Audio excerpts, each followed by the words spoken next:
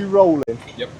Right, let me just introduce you. Okay. This is Russell. Russell is with CMC, who are specialists in spider machines. This is an award-winning machine, but, you know, why? Why is it an award-winning machine? Right, okay. If you want to come on over, you're probably aware the spider market is growing massively because they are so versatile. We have around about 400 CMC spiders here in the UK at the moment. Really? And it is growing massively. CMC are the largest manufacturer of spiders in the world now. They're Italian, aren't they? Italian, based down in Bari. They've got 2 factories at the moment, and a 3rd one is being built at the minute just to keep up with global demand. This is the new version 2 CMC S23. So this one's only been around for a couple of months. Yes. So although the S23 has been around since 2019, they take on board feedback from all of our customers. It goes into the R&D department, and we're constantly trying to make things better for the consumer, for their experience basically, and safer and easier. What we've done is we've given it a slightly longer track base, which gives it better stability when you're tracking over rougher terrain. It's got width adjustable tracks. So how narrow can we make this? This particular machine will go down to 80 centimetres, 800 mil. Some of our machines will go down to 78 centimetres or 708, yeah. Interesting, right. Solid steel machine, we don't make anything out of anything but solid steel. All of the essential stuff that you need protecting is protected on it. This machine features semi-articulated outriggers. So, does that mean I can set it up off the back of my trailer?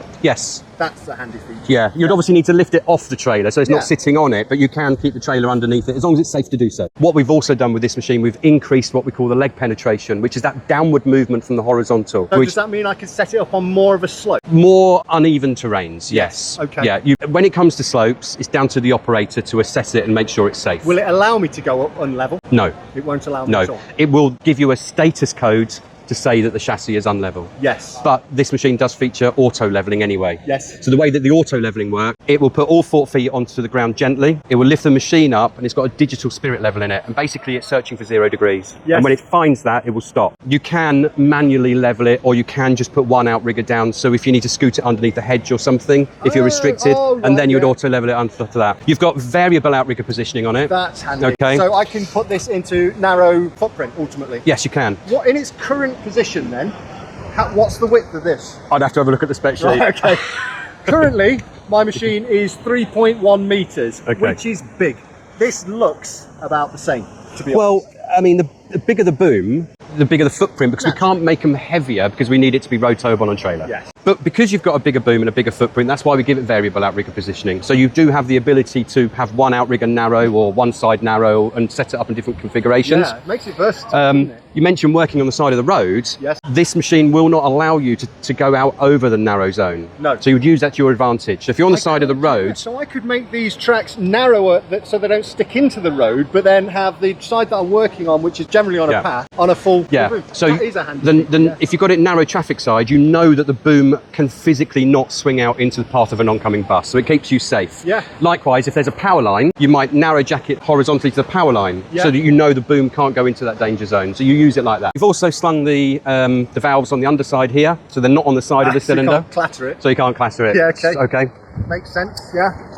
Kubota Z602 on this, diesel engine. This one I've set up with an electric motor as well. Okay. Straight 240 volts, so you can just plug it straight into the mains. Does that generally come as standard, or do they come with batteries, or is that an add-on? Or? We give our customers, you can bespoke build these machines to a certain extent. So you can have them hybrid, full lithium, electric motor set up to 240, 110, whatever you want. I imagine if you have them as a hybrid with batteries, that significantly increases the weight of the machine. Yeah, on this particular machine, it won't be rotowable. It does take it overweight because lithium battery pack.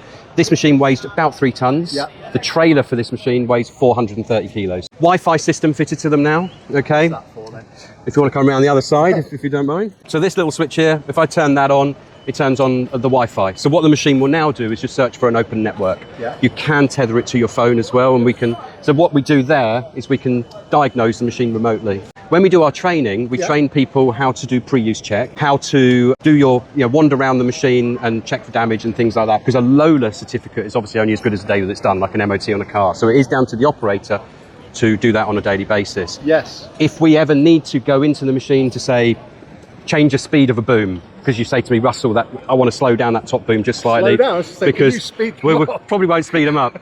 But if you're a window cleaner, you might want it a bit slower. Yes. So we can just go in remotely and just do that for you. So we don't need to go out to it. So that's all new tech, basically. Yeah, yeah. Up here, you've got an enclosed primary boom. So we don't have a cat track or hoses running down the side. So it's all internal. So, you know, if you're an arborist and you're telescoping in and out of a tree canopy, for example, there's less there to get ripped off or damaged. Extra long fly jib, so you can get up and over. Telescopic section on the fly jib. It is, yeah. That's not all the way out.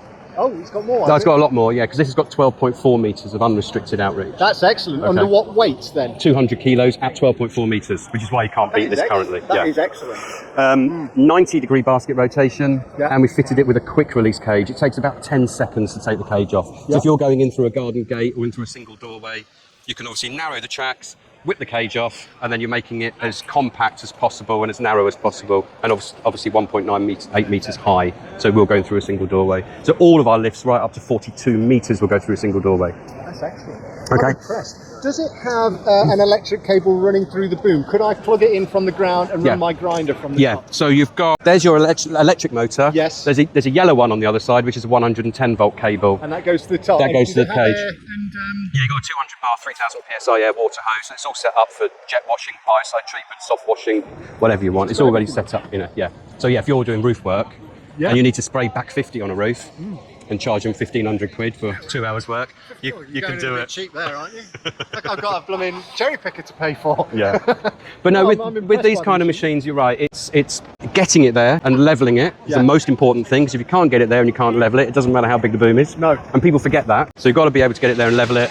And then you need that up and over clearance and that long outreach for your kind of work if you're working around chimneys or roof work, that sort of thing. Yeah. But yeah, you'll notice on the end of each of these cylinders, there's no grease nipples or anything.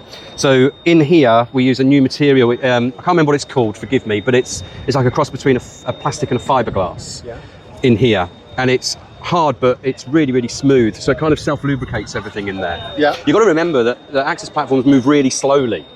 They're not, let's say, like a wood chipper that's whirring around at 14,000 revs per minute. These things move really slowly.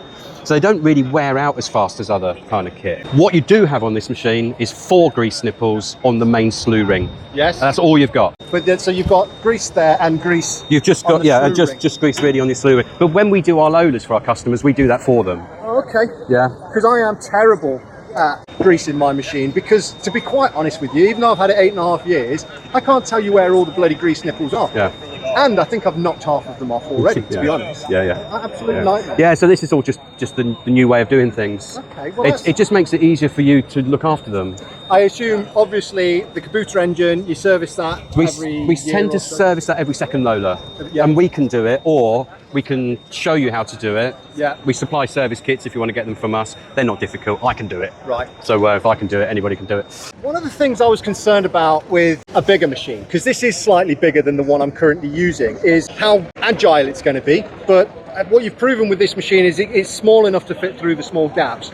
I like the feature that you can set it straight off the trailer. That is an awesome feature, something I don't currently have. Yeah. But also, the adjustable outriggers on this is another really useful feature, even if it's just on one side. Like you say, if you're into a road, put them narrow, because you don't need to boom the other way. No. You know. No. There are a lot of advantages. I can see why this machine is spoken highly of. Anyone I've spoken to regarding this machine likes it.